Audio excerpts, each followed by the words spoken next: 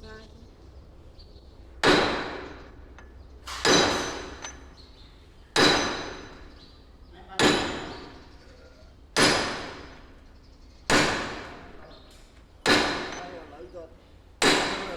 về đi bán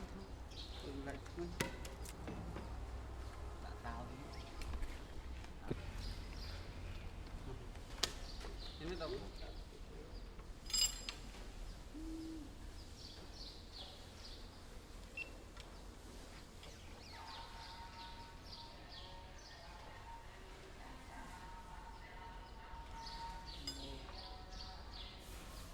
sống sao là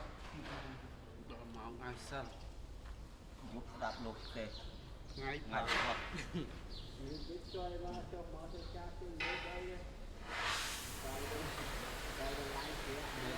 dám đạp được cái vô với miếng con nữa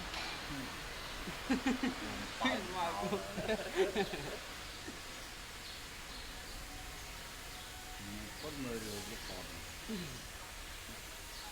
lại to cả thu ăn con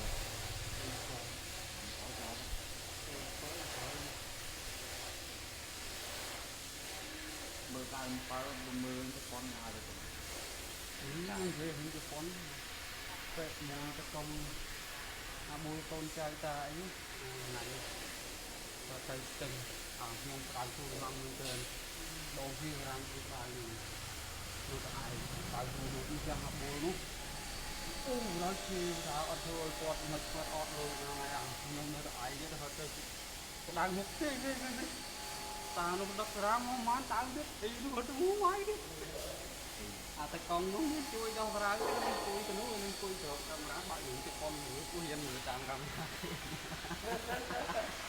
trốn camera thằng ó chơi gì đó ô mới chơi gì đấy đâu sáng bay đào mà